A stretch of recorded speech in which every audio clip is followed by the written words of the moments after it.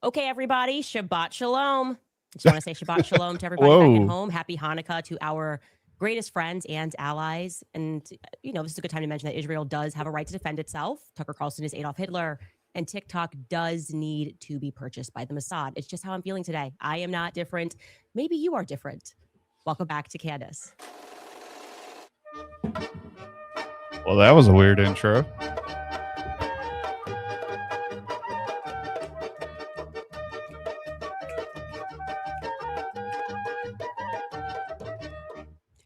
Okay, you guys are crazy. You guys are absolutely crazy. The amount of people who attacked me for sending out a tweet being like, hey, I'm good, I'm alive. We had a very productive conversation. And they were like, she got the call. She got the call. She's betrayed us. She's doing something else. I can't believe it. This has all just been a show. Calm down, okay? What do you think happened? Erica said, stop.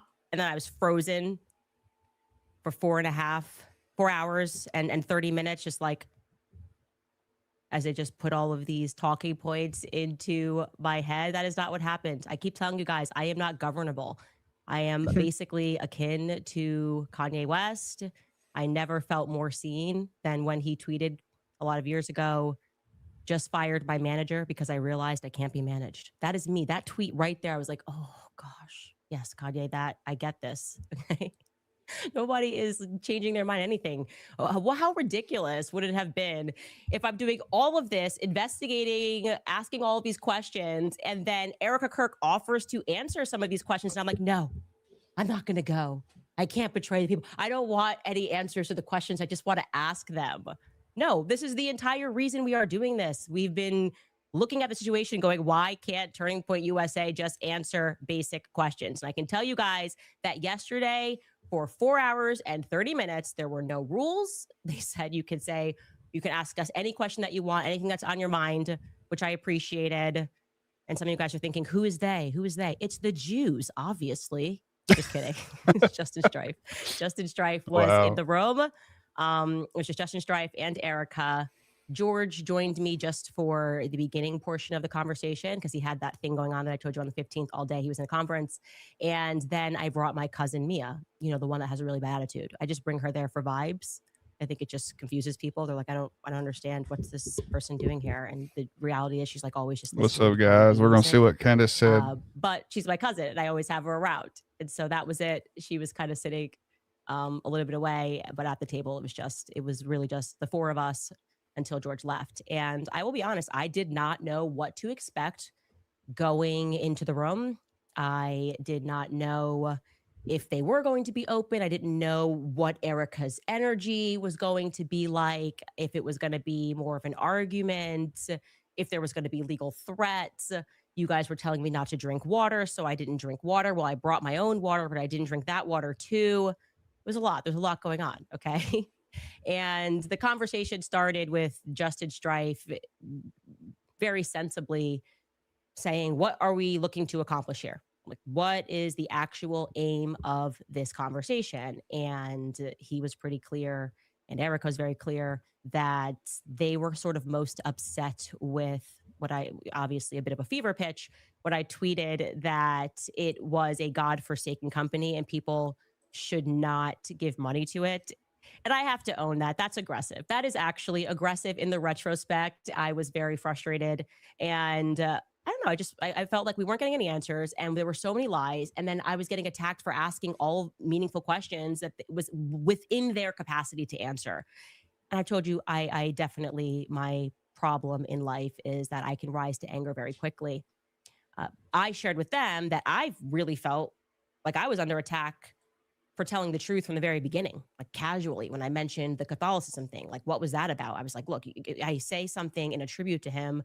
Alex Clark and Andrew Colvett then jump onto a podcast and they're doing that weird interview, which is clearly aimed at me. And they've teased the interview as like aimed at me, but they never say my name. And that to me felt like it was the first, the first bit of mud that was slung, which their answer for that was, hey, that was a really crazy time.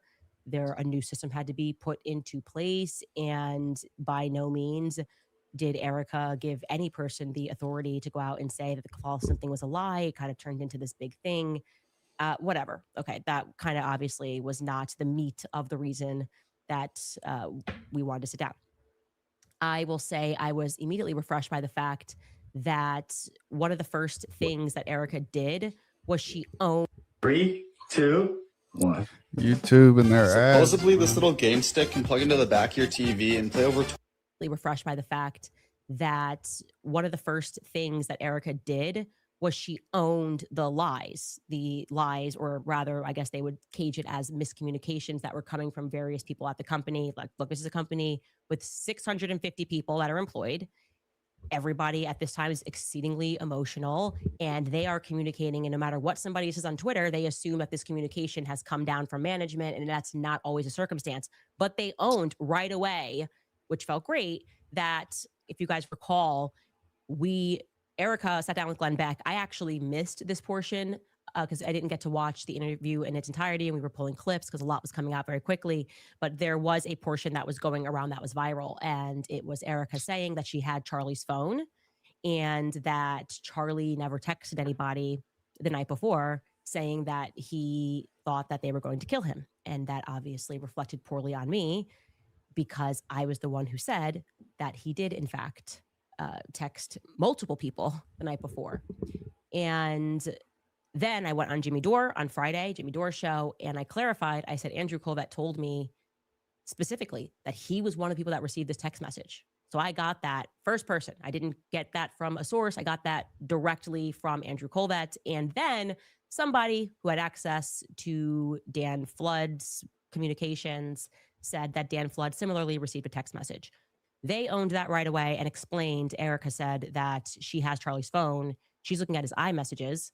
And it turns out that he, like everybody else, communicates on Signal. He communicates on Telegram. And that those when she heard me say that, they then went and looked. And yes, that what I said was true. Andrew Colvett received a message the night before, and Dan Flood received a message the night before. Now, they asked me if I had actually like a concrete a copy of what Dan Flood got the night before. And I said, no. Somebody told me what it said, which was almost exactly what Andrew said, which is they're going to kill me. Andrew did not know who they were, that he was referring to were, but they clarified that the message that Dan Flood received said the left is going to kill me. So I can't confirm that one way or the other. I have to trust them on that because I did not see that concrete message. I was told that it said they. Now, obviously, we discussed the moment, and I'm laughing here because you TikTokers are actually out of control. You guys are going to be the reason that Israel gets TikTok because you guys are acting a fool all the time. And the videos were so hilarious of you guys mocking the Barry Weiss interview. It's great. It's good to laugh at ourselves. And Barry Weiss is always worth laughing at. But I was sort of like, hey, I felt name checked by the podcaster, Candace Owens, this obvious setup, and then asking me to stop. And it's interesting to hear Erica say that the reason she didn't ask me to stop in the beginning because she was actually learning things from the show. She was actually learning things, and that I think she similarly felt that Barry Weiss was trying to create a moment. Obviously, it's who Barry Weiss is. It's the Zionist lobby. She's trying to right perceived wrongs because I'm against her side. That does not surprise me. That's kind of why Barry Weiss exists. That's the reason they put her at CBS, is because she's just committed to stacking the audience with people that are going to present the pro-Israel cause and talk about anti-Semitism and talk about like crime being on the rise. It's kind of an embarrassment, but I actually do accept that. And I should also clarify that Barry Weiss obviously picked those questions. They were not random, like I told you. It wasn't like people were coming to the mic and it was an open mic and they didn't know what they were going to get. It was all very much planned by Barry. But Erica said that she knew the general idea, like they were going to mention me and mention the conspiracies, but she was not given that specific, the podcaster, Candace Owens, question. So I think that's fair to clear that up. Now, I did not at all recant any of my suspicions, and I understand people disagree with me about particular people at Turning Point USA. I communicated what I communicated in front of the whole world. My skin crawled after I spoke to Terrell Farnsworth, the person who took the cameras down. He lied to me several times. I explained to them, which felt good to have that direct communication, how Terrell lied multiple times. And that I did not understand why he was there that day. They echoed what he said. They defended what he said, that they were trying something new that day, that they typically live stream, which is what Terrell said. They typically live stream. And I said, every college event. Well, they said, well, yeah, they live stream the events that are tour stops, but they don't live stream like the outside prove me wrong type events. And that was something that was new and it required Terrell. And I said, even if that was all real, if that was all true, I still didn't feel good about the conversation that I had with Terrell, and I can't ignore my gut about the many little lies that he told. I thought the video he recorded was weird. I know he comes from a very powerful family. I personally do not trust him. And I obviously do not like the fact that I said, Tyler Boyer lied about this thing and said, came up with an excuse and said, well, Terrell was asked to take the camera down. That's the reason, he said on Twitter, because the police wanted him to take it down and secure the footage. And I said, I know that's not true. And they said, well, after all of that, after he took the cameras down, there was a police officer or Fed, whoever it was, that spoke to him and asked him to secure the footage. Well, that makes sense, but it's not a reason for why he took it down immediately. It makes sense that as you're investigating, you're going to say, who's got the footage? Let's lock it down. But it didn't make sense to me that Tyler Boyer lied about it. And I don't trust Tyler Boyer. And that is never going to change. Similarly with Rob McCoy. He makes my skin crawl. Well, let's get into what y'all talked about, Candace. I look at him and he's a bad person, and nobody can make me feel one way or the other about that.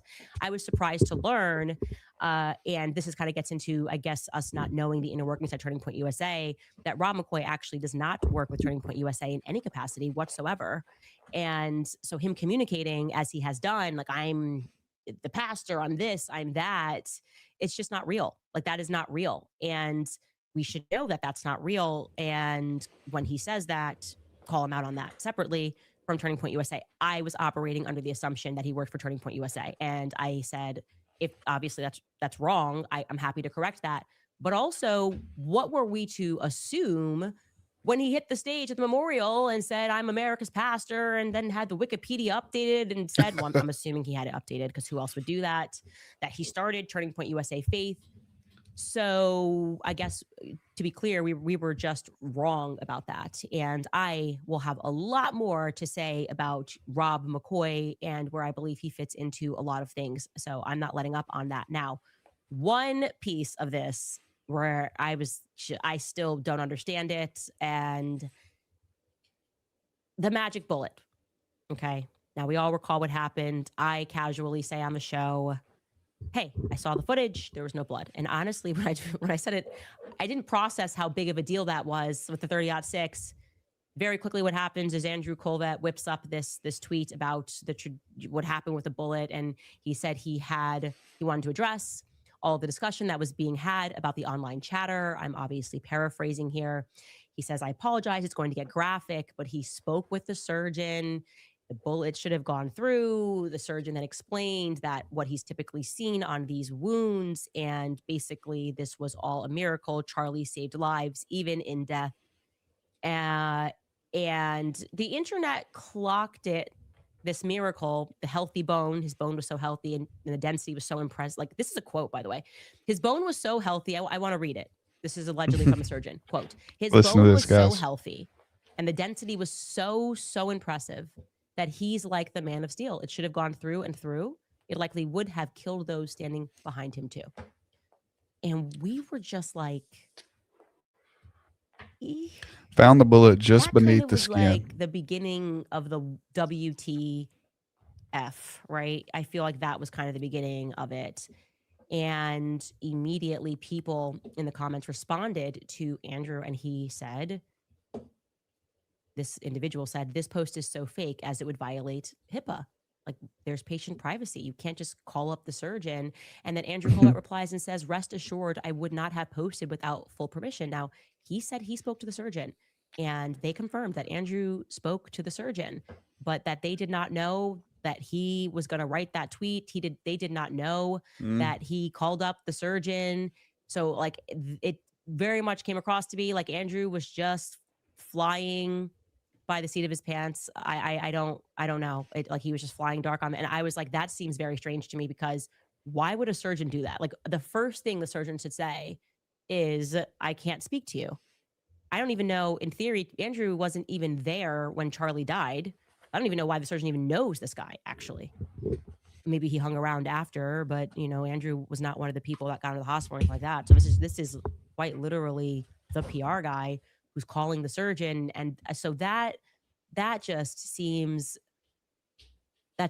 very inappropriate for a person to do, period. And I would say it was kind of the beginning, but that was what I got from that. Now, obviously, we discussed the security. I brought up Brian Harpole, this interview with Sean Ryan, and I think we can believe Turning Point when they say that they did not approve of this. They had no idea he was going on Sean Ryan. I think that's pretty clear. I don't believe he works there anymore. So that was kind of him just getting out there and perhaps trying to rescue his own reputation. And I think that only made his reputation worse, actually, because people rightfully sensed that he wasn't telling the truth in that interview, that he was being cagey, that he was saying things that didn't make any sense. Again, you constantly have these people that believe, like Brian Harpole, that with enough performance, he can sit down and you're just going to convince people that this is real. And this is just a different time. Like I said, these TikTokers are out of control. They will check you in 4 seconds. Okay. Things that the biggest piece of this that I want to communicate, and that I did communicate to them, and I hope that they took me seriously on this, or rather that they take my strong advice on this. I said, one of the reasons why I really want to sit down is because I want to walk out of here and feel confident saying to my audience, hey, like, there's stuff going on behind the scenes, but Tyler Robinson shot Charlie Kirk. Like that, more will come out. Well, but can you say that confidently? This is what happened. I was looking to achieve that because there's been a lot of signaling from various people, some people who are experts, some people who have been involved in cases, that there's obviously going to be stuff that the public does not have access to.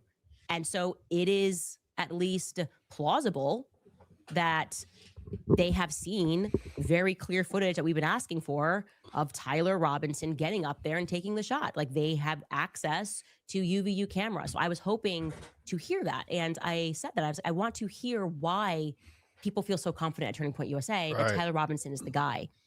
And at this point, they elected to call the lawyer, like, you know, their lawyer who is involved in this case, one of the lawyers that's involved in this case. There's always a team of lawyers, especially for something like this. And what I got from the lawyer did not make me feel that Tyler Robinson shot Charlie Kirk. It did not make me feel confident that he didn't or did shoot Charlie Kirk. I was very surprised by this. He spoke a very long time. I asked, you know, can you share with me what it is? And I said, when you share this with me, I will not say what that thing is. If we want to protect the integrity of the case, I'm not going to, if you say we've got the footage of him taking a shot, I promise I won't say that to the audience, but I will communicate to them that you have something that is solid. And no, to the exact contrary, this guy effectively said, not effectively, he said that they have nothing but the affidavit. Okay. So what we have seen is what they have. What is being discussed publicly, this whole like non-expert problem with like, well, you don't know. It's like what you read, his messages that don't have any dates on it, Tyler Robinson writing out everything and the clean alibi. That's what they have. And what he explained to me was that that's the affidavit stage. That's where it's at.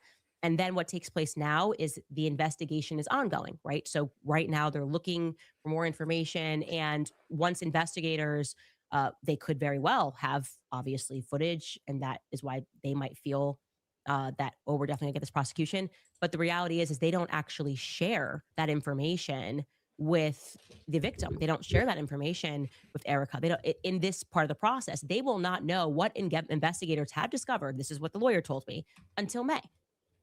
Okay. They have not seen anything that you have not seen, is what I want you to know.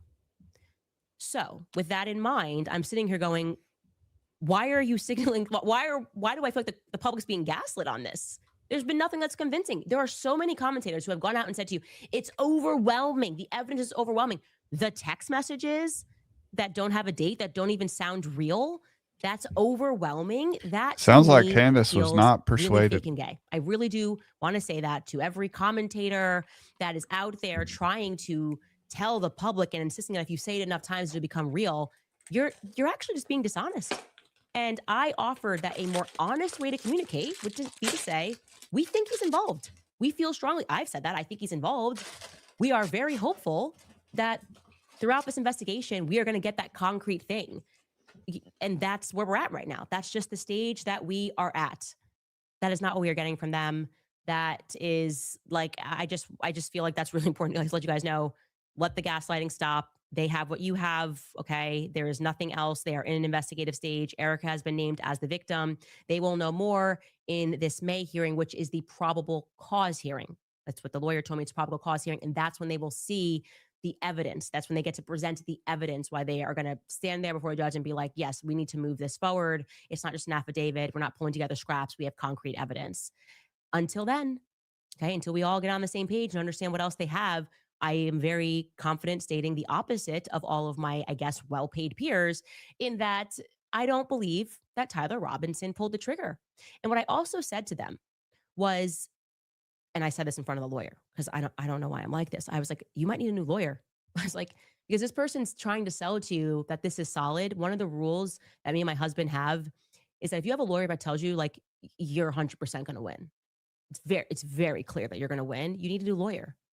Okay, that's a cheerleader. That's not a lawyer. A lawyer, even if you should 100% win, should be telling you the risks here. You know, I feel good about this case. Like, let me talk real to you. I feel good about this case, but here's where things could go wrong. I want you to understand those risks that are involved. We don't have this yet. We don't have that yet. And especially given what I told them, which is your lawyers, or the investigators rather, not their lawyers, because they're not the ones investigating. It's the state of Utah that's investigating. They have not called the one solitary person, as I told you guys, who filmed as he was on the roof. Remember the guy that's like, oh, there's somebody on the roof, and he sees him crouch down.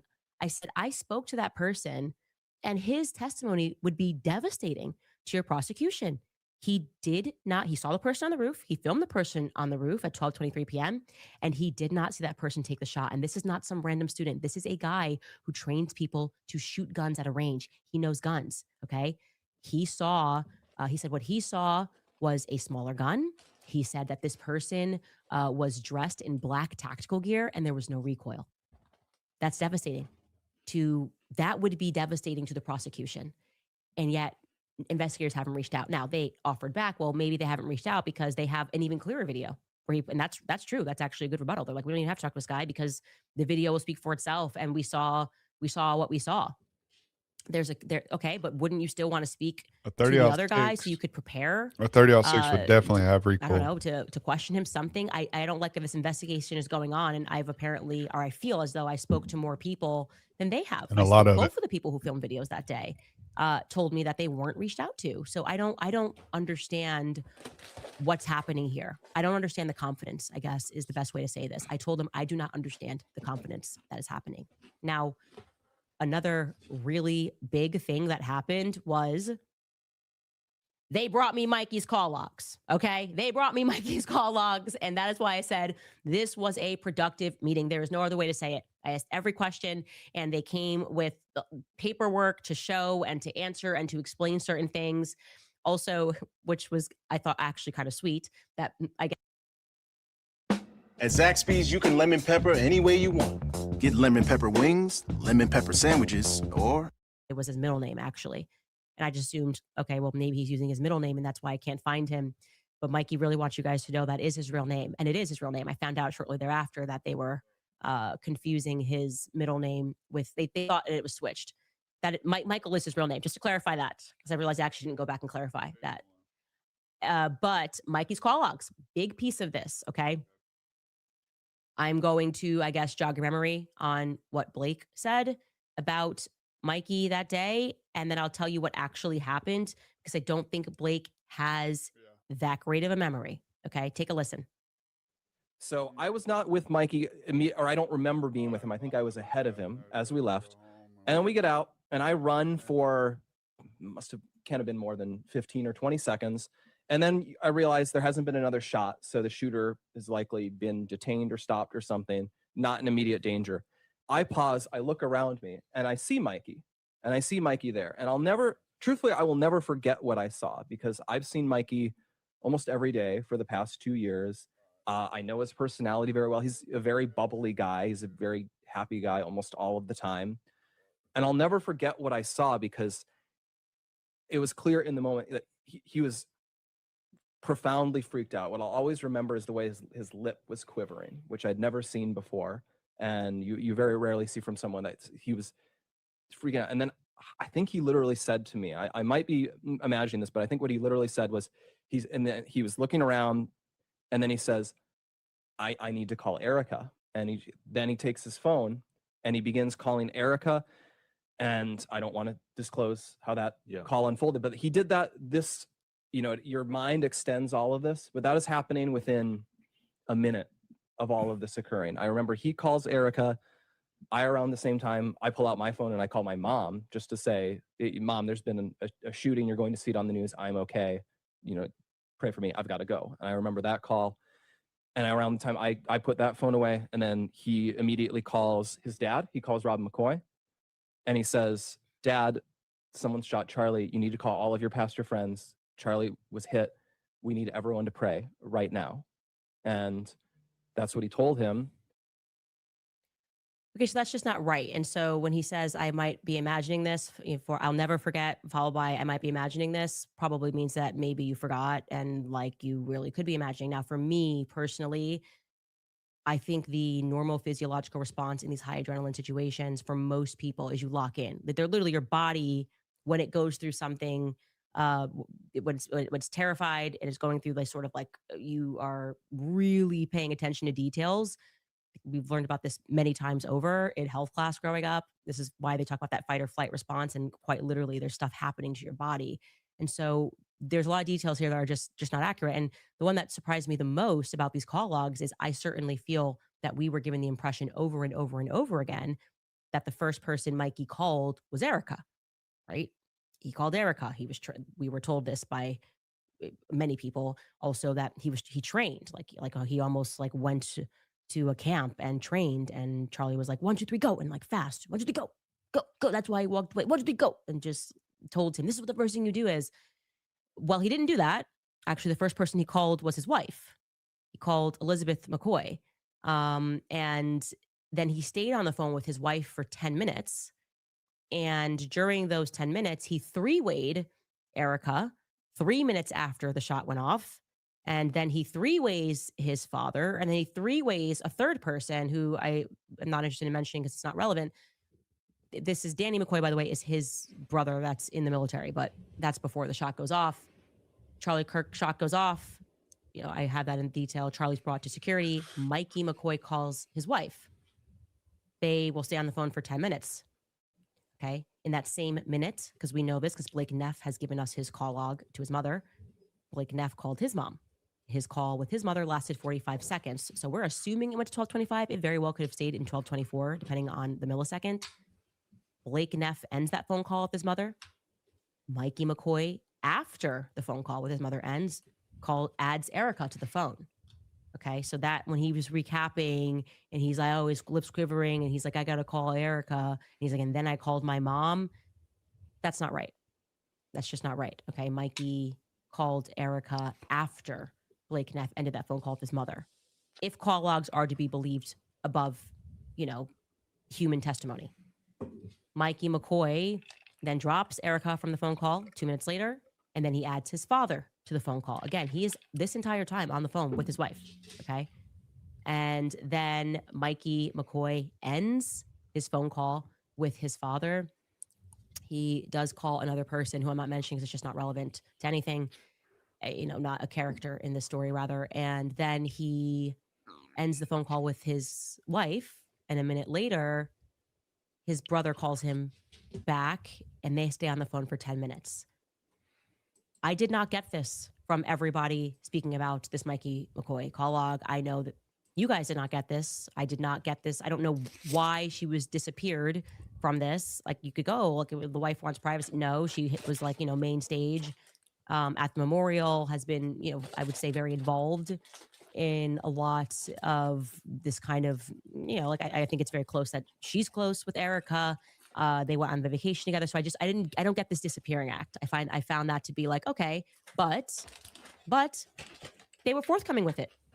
That feels good. That feels good, guys. Like, wow, we don't have to guess. Now we have solid answers. And like I said, when you come out and give solid answers and you're not weird and calling people names and saying all this stuff, it allows people to go, okay, I feel a bit more like we can trust this process because we have communication. That's the reality. And so I wanted to update you with that. Also, another thing that really, I think, surprised them and I think surprised me is getting back to this Hamptons retreat. And the thing about the Hamptons retreat, and I communicated this with them, that makes me so uncomfortable is how many little lies were told. I think I've been clear about that. Like Seth Dillon definitively pressed Charlie at this event. Now, whether it was in a hypothetical, which it was in a hypothetical, but he got fired up in the hypothetical of Charlie discussing potentially tweeting something against Bibi Netanyahu, it did lead to this firecracker moment. Again, this is one of those things where I go, why am I always being held out to dry, like hung out to dry for telling people the truth? Especially when I wasn't going, oh, well, Seth Dillon killed Charlie Kirk. I just, like, this happened. It factually happened. And yet everybody's kind of putting out these weird statements and they're not being honest in them. And I was saying to them, that made me feel really weird. And I would love to know more about this Bibi Netanyahu offer to fund Turning Point to the next level. At which point Erica said she was not aware of that happening.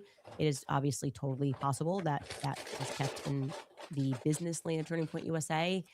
But I'm certain, I said, I am absolutely certain that I did not get this from an obscure source that Bibi offered to fund Turning Point to the next level. And it was part of my frustration with that sit down with Alex Clark, where Andrew said, oh, there was not $150 million that's made up. You know, I told them, Andrew Colvat was my source.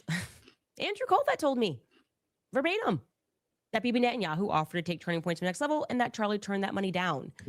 So I said, there's a bit of a predicament when I'm being like lambasted by all of these voices and people that are attacking me and these paid campaigns. And when I say paid, yes, okay, actually have the names of people. Different ways they're being paid. Some are being paid by PR firms. Too many are being paid by Prager University, which is upsetting to me. Whoa. Because I know Marissa and it's just dirty. But it's especially crazy when people are calling it a conspiracy when I share things that are told to me from the spokesperson of Turning Point USA. Okay. That's weird. And yes, they were forthcoming. Nobody's ever denied this. So this was not on our list of lies about the fact that Bibi Netanyahu did call him. Okay. That did happen. Bibi shared that, by the way. Our source for that could have just as well been Bibi Netanyahu. And not a lot of clarity on, I don't know, why some people think he didn't make this offer and why definitively 3 different sources who would have knowledge of this confirmed to me that Bibi Netanyahu did indeed make this offer. I never said $150 million ever, not once on the show. I wouldn't have even said that, by the way. If you said take Turning Point to the next level, I actually would have assumed it was more, if I'm being honest. Damn. That's a hefty offer and it leads to a lot of questions. So there was not a lot of clarity there. Lastly, I want to add, of course, I was locked in this meeting when people online were another round of debunking the Egyptian planes. I want to be very clear. We discussed the Egyptian planes, and I have since worked on an incredible document about the Egyptian planes, which we are going to put up on our website, because I realized that when we shared that spreadsheet, people assumed that one of the columns, which was actually saying where the planes landed on that day, because it was plus or minus 3 days, was exactly where Erica had been on that day, and that was inaccurate. And so for clarity, I had been working on the last week on turning it into an interactive timeline that we can put up on our website, because I'm certain that these Egyptian planes are incredibly shady and that they were in fact tracking Turning Point USA faith broader events. Of course, Erica was at some of them, Charlie was at some of them, but it is the pattern here is undeniable. So let the naysayers and people make videos trying to, fifth round debunk these planes. I also want to say to you that I feel very confident that I know why these planes have caused such panic. And it is because there is overwhelming evidence that these planes regularly fly in and out of Israel. And I'm going to present that evidence tomorrow. I say that strongly. This is like I feel very confident saying these Egyptian planes are flying in and out. And notice I'm saying planes because once I was able to connect people that were on those planes onto other Egyptian planes, I was able to realize that these planes are flying in and out of Israel and turning their transponder off each time that they do it. That is now makes perfect sense of why there was this mass panic, right? It's not exactly like we have a strong Egyptian lobby in the United States. Not like we're like, whoa, well, those darn Egyptians again are trying to get TikTok censored. I mean, every person in the game, Barry, acting. Well, these are the usual suspects that act if something is a threat to Israel, okay? Which is, they should have just been forthcoming, pretended that it was changing apart. Instead, they're trying to gaslight us, and they're actually, frankly, just pissing me off. So I became locked in on these Egyptian planes because that's how I am. Okay. You keep pushing me and keep pushing me. I will become an expert on these planes. I'll learn how to build an Egyptian plane. The reality is, like I said, tomorrow I will show you how these planes tie back to Israel. And there's no, come on, why not today? Proving this. So you haven't said nothing yet. Later. This we'll is be crazy. Back after throwing into some of our sponsors. All right, you guys, when they double down on abortion, we know that we have to double down on support. So far, while she reads her ad, she hasn't really said anything that I mean, like nothing new. It's kind of weird. It's kind of what people expected. But she's still alive. She's just reading her ad. So maybe she has some information that she's actually going to present. She says that now she has hard evidence that the 2 Egyptian planes that she's been talking about in the past, she's now connected them straight to Israel, and they both were traveling in and out of Israel, turning their transponder off every time that they did travel. But she says she's going to go into detail on that tomorrow. She's creating a very detailed document to show us the evidence that they are flying in and out of Israel. So I guess we have to come back and watch tomorrow to see that evidence. But yeah, so far I haven't really heard a whole lot that's came out of this meeting at all. So yeah, not what I wanted to hear so far, but except for some more lies from Andrew Colvett. I know that. What do you guys think so far? There's only 3 people in here, but you can tell me what you think. I expected her to come out with a lot. I expected her either to come out and say, okay, I was totally wrong. Everything's fine. It is Tyler Robinson. Or I was expecting her to come out swinging with a lot of new evidence. Unfortunately, nothing yet, really. Not in my opinion. So we shall see.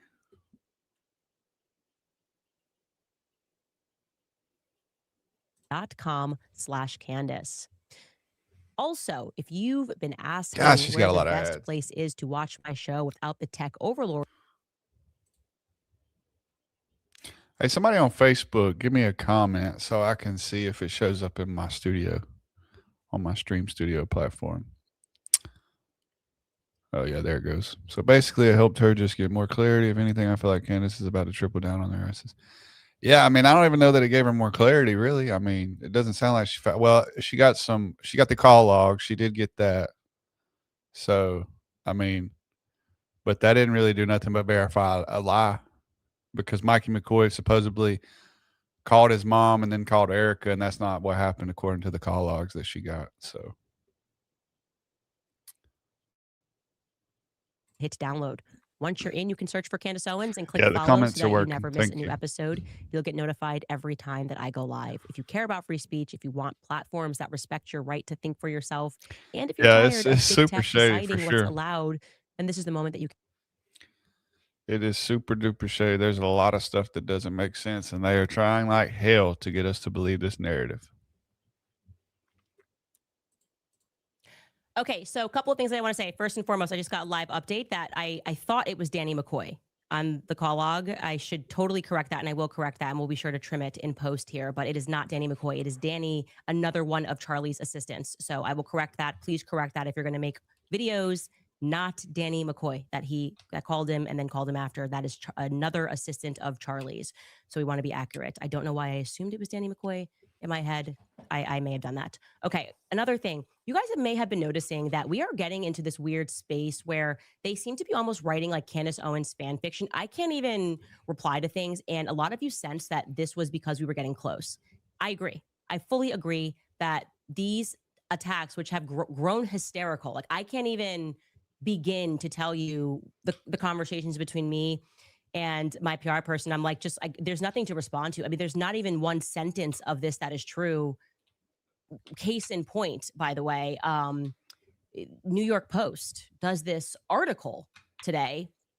We were actually laughing, okay? Like inside Candace Owens's sadistic and dangerous world, monetizing baseless conspiracies. This is after, by the way, they changed my husband's Wikipedia and said that he was a Qatari, like he had a Qatari passport or citizenship. I don't think my husband's ever even flown over Qatar. I could be wrong, but I don't think I know he's never been to Qatar. I don't think he's ever flown over Qatar. And they're just making it up, and then they make it trend no matter what it is. And I'm like, this is happening. It's like a psychological operation because they're trying to keep us constantly responding as opposed to focusing on our investigation, which is why I spent this weekend and I just kept down on the Egyptian plains because it's completely crazy. And when you see a media storm like this, it can only be happening because Zionists are locking arms and going attack. Because so she's still going hard against Israel. They just do. Okay, one way or the other, Zionists control the empire medias, and they are scared about something in this investigation. We've noticed that from the very beginning. So they wrote in this article, the New York Post, just to give you an example of how insane this is.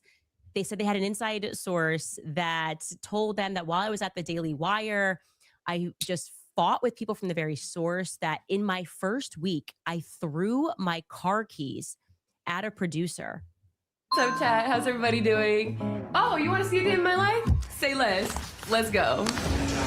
Hard, because I never once in the entire time that I worked for the Daily Wire did I ever drive my car to work. Okay. I just didn't. They had a driver that took me there. So I don't know why I would suddenly take the driver's keys and then throw it at somebody. Wow. But quite literally, I never drove the Daily Wire. So it's just when I say fan fiction, I'm like, this is fan fiction. Secondly, they say I did that to a producer and that I conducted, demanded others do my research. Could not be further from the truth. I have always done my own shows. I can't read a script. I riff my shows. I think that's pretty obvious. That I demanded a huge studio, attempted to use their PR firm to get the cover of People magazine, like full fan fiction. There's not even a shred. I don't even think we ever had a conversation about People magazine because that would not be a normal outlet for any conservatives. That I wanted to be on the cover of People is insane. And they said that their sources also Let's said get back to that the meeting, like Candace. my team hated me. My team came with me when I got fired. My whole team's here. So I was just going, okay, what is happening here? Why are we talking about Qatar? Why are they making these things up? And I have come to the same conclusion as you. It is because we are dangerously close to something. I think we have to keep pushing on the Huachuca Air Base, which we are doing. And tomorrow we are going to get back into the investigation. We're just going to ignore the noise because, as I have said, and as I have maintained, I believe that Charlie was betrayed by people that are close to him. And I asked that question in the meeting. I'm like, okay, if we can agree that everyone around, I was like, I know there are people at Turning Point, they're not good people, right? And it's feasible that people, if they have addictions, that they, you can definitively get yourself in a scenario where you are willing to sell somebody out. This is a massive organization.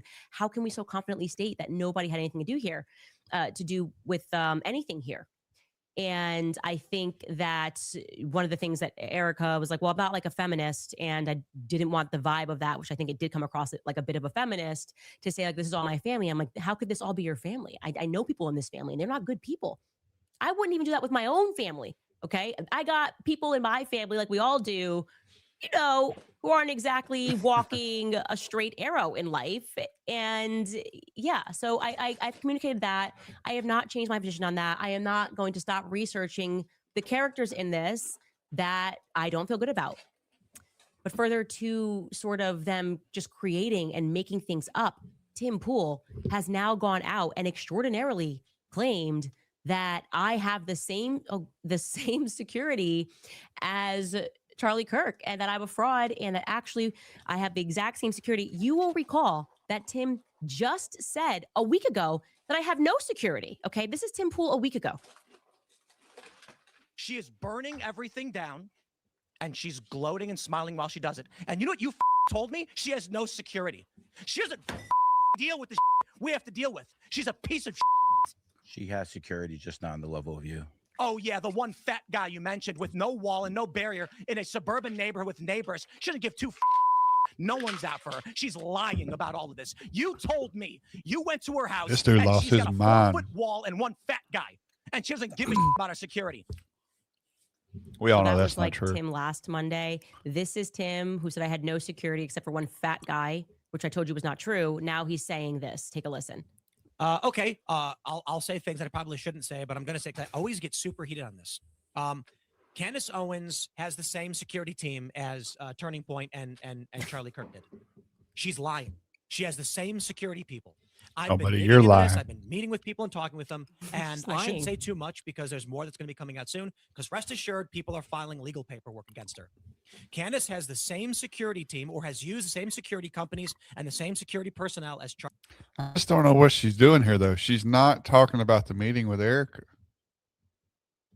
Now, I've invited many of these people to come on. We'll see what happens. We'll see when they can. The issue is the moment Candace goes on her show to millions of people and Let's lies, see what her live chat's saying. litigation begins. And what happens when litigation begins? People don't do interviews about it.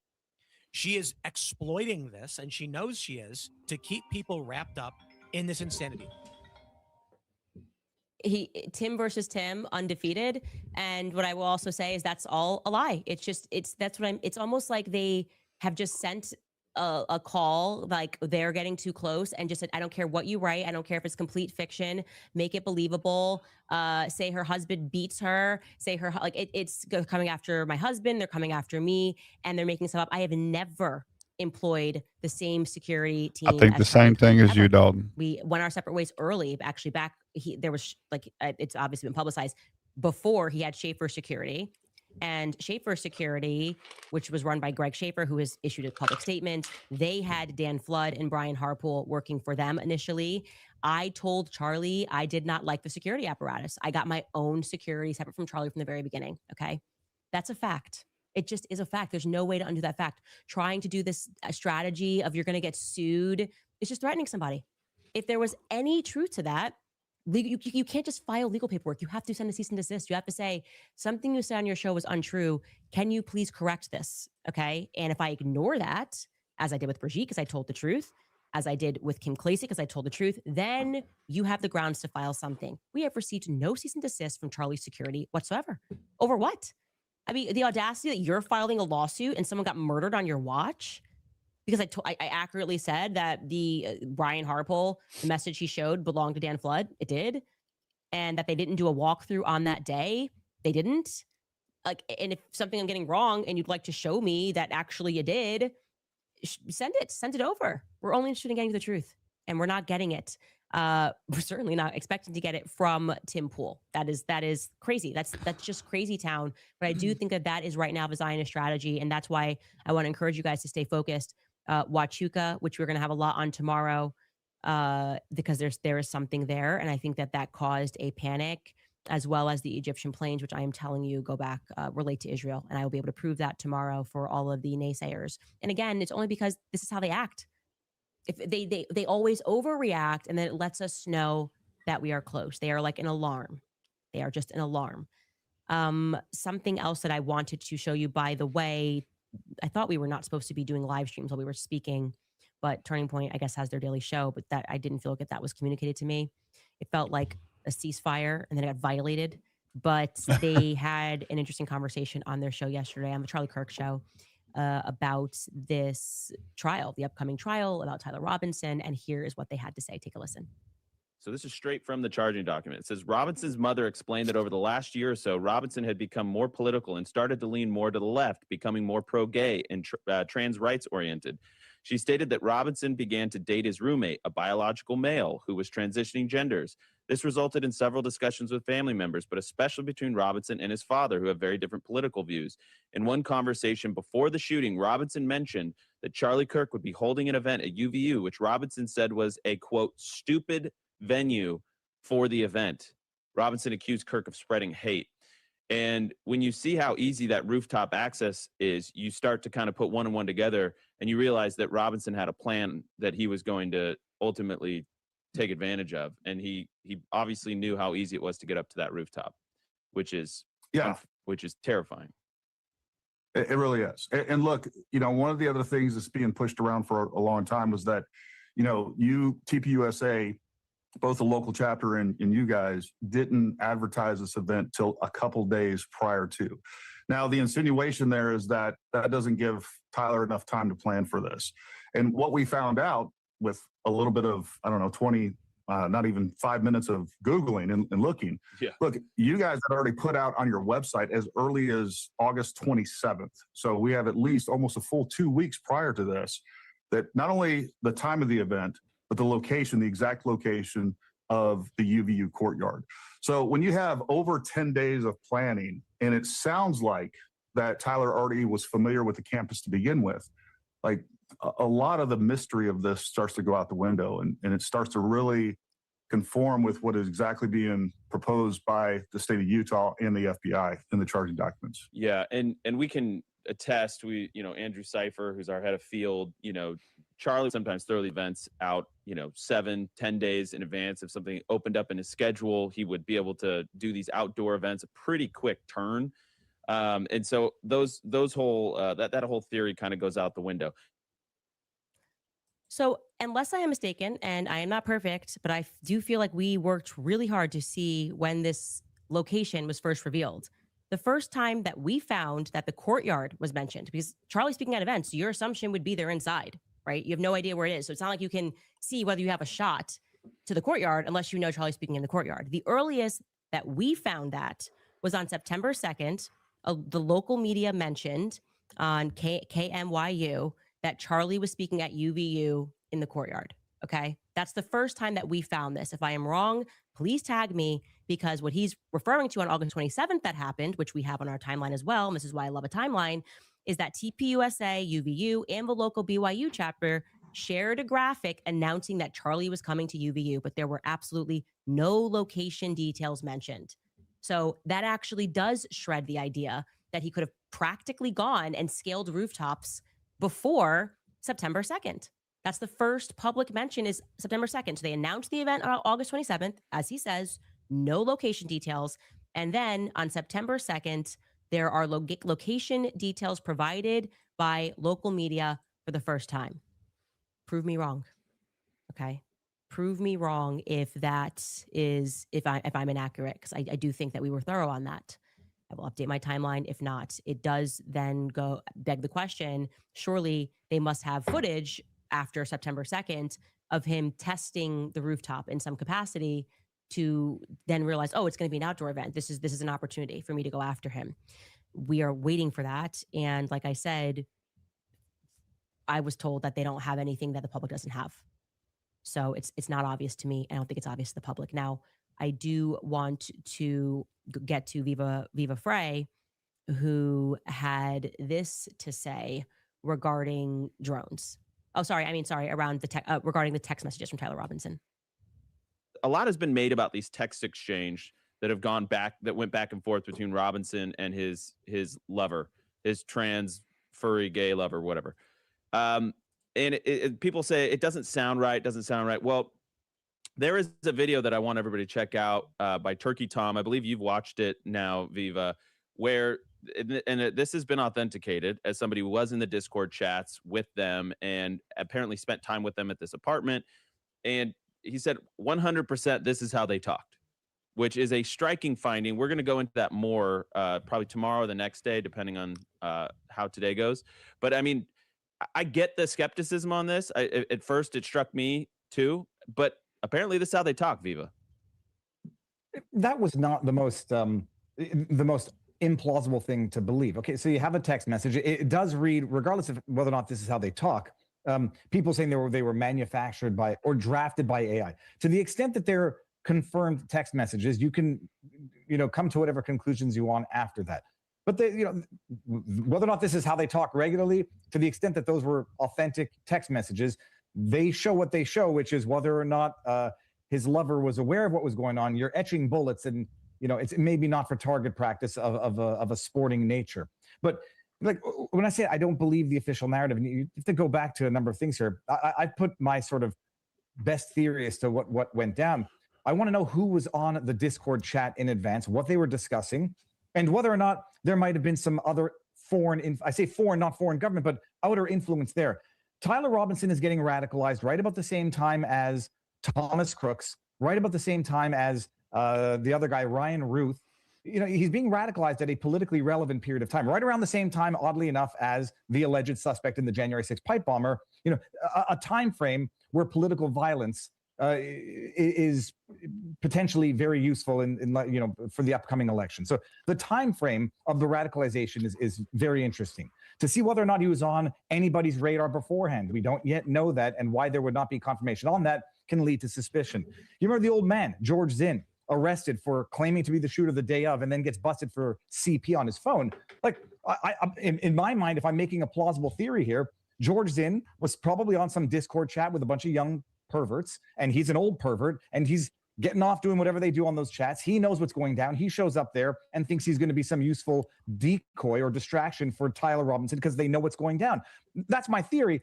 But, it is the absence of total disclosure, the total lack of faith that anybody has, not just in the FBI per se, but in any state law enforcement. Nobody has any faith in our institutions anymore. And it leads people to go from, a healthy skepticism to just not believing it, to concocting the most outlandish conspiracy theories imaginable. But then those text messages, you can understand how they will cause people to come to those types of conclusions. And, allegedly the rumors are Kash Patel, getting mad at Tulsi Gabbard and Joe Kent for trying to look into a potential terrorist angle to this, also does nothing to foment faith in the system. Look, I think it's what he's saying there is perfectly valid, and we can all surmise about what we think happened that day. We can also ignore the fact that I broke the story that the nurses were told at Utah Valley, which treated George Zinn. Everyone's just ignoring the things that I broke. She has no evidence, but he told the nurses that he was paid to do that. So whatever, we can all theorize, which we're going to do in the absence of any concrete facts. But I will say it's good that Turning Point is at least giving that air, right? I feel before, I think that might even be the first time Andrew Polvet has expressed that he thought that those messages were weird initially. That's good. That's what people want. They want fresh air at Turning Point USA. They want different perspectives. They want to feel like you're willing to have a conversation, and that at least you're going to defend people when they're being called liars when they're telling the truth about something. That would feel more authentic, I think. And so I am, just to say this, very happy that we are on much better feet and that we have opened the lines of communication. I do genuinely think that Justin Strife did a great job reffing that conversation yesterday. And I also do want to shout out Megyn Kelly, because we were trying to make this happen in the background really since Blake Neff fumbled the first invite. And thank you. That's in large part because of you guys at home that were like, what the F was that? And I think that they got enough flack that they were like, okay, we got to fix this. That's but exactly I what wanna happened. commend him for making that happen, for being the person that, kind of rolled up his sleeves and was like, okay, let's actually make a conversation happen and start answering some questions, which I think was done well. And Megyn Kelly, who was initially going to, when we were going to live stream the conversation before the Barry Weiss moment, Megyn Kelly offered to ref that conversation. I felt like she would have done a very good job. I do think that she has kept it very even. She has not been hysterical and it's demonic, it's evil, how dare Candace? And I appreciated that. She has said, I don't agree with Candace, but I also don't think that she's doing this because she's been possessed by a demon. I think she actually believes these things, and I do. And I have a right to believe those things. And I don't feel any differently about the people that I mentioned on the show that I think are shady at Turning Point USA. And with time, we'll see whether or not I was right. I think that's really what it comes down to. But all around, definitely a productive conversation. I know it's 4 hours, so more things will come to my mind as they become relevant. But I think that's a good pause for right now with regard to some of our sponsors. All right, you guys. So for many families, the holiday. So yeah, I'm gonna hop off. She didn't tell a whole lot about the actual meeting yesterday, but I do think that at least she's still on the fight. I was worried that she was going to come back from that meeting and be like, "Yeah, I was wrong. I'm done. I'm not pushing back no more. I feel bad for her, whatever." But no, she's definitely still not buying the narrative, and she's going to still continue to investigate it tomorrow. She's supposed to show us how those 2 Egyptian planes are tied to Israel. They travel to Israel a lot, apparently, and apparently she has proof of that. So yeah, this live stream itself is not what I expected it to be. I expected to get a lot more information than we got. So yeah, but she's about to get off, I'm pretty sure, after these ads. So I'm gonna go ahead and hop off. It was kind of a waste of an hour. She talked very little about the actual meeting. And yeah. Kind of disappointed. I wanted to know more about the meeting. I mean, it was a 4.5 hour meeting.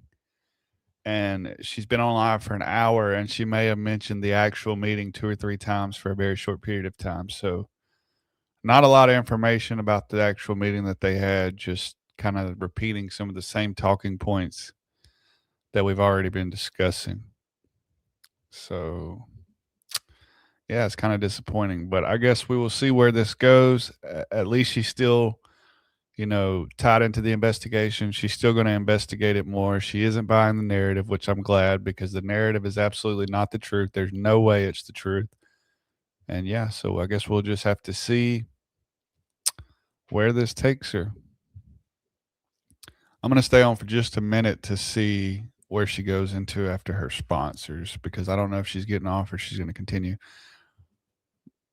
I think Erica just opened it up further scrutiny and question. Yeah, exactly. I mean, this just makes it even a little more weird because nothing was explained at all. The meeting between them two was barely discussed in this live stream. I got a lot of questions. I'm about to look and see what her chat's saying. I bet it's going crazy. There were 22,000 people in this live stream 30 minutes before she was scheduled to go live. So definitely a lot of people want to know. Y'all probably can't see the chat, but I'll tell. Let's see. Move so fast you can't even read it.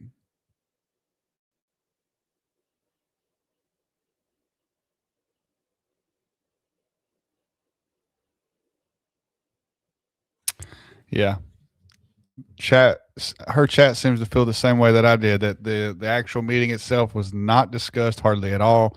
We didn't really learn anything new. And yeah, so she's looking at top comments and going to do that. So I'm going to hop off here. Kind of a waste of an hour, but maybe we'll get some more information tomorrow and as the weeks come by. But yeah, if you guys already don't, please follow me. Go over to my YouTube. You can type in youtube.com/Tyler Edwards 2014, and you can go subscribe to my YouTube channel. Please do that for me if you haven't already. And I will see you guys later. Appreciate it.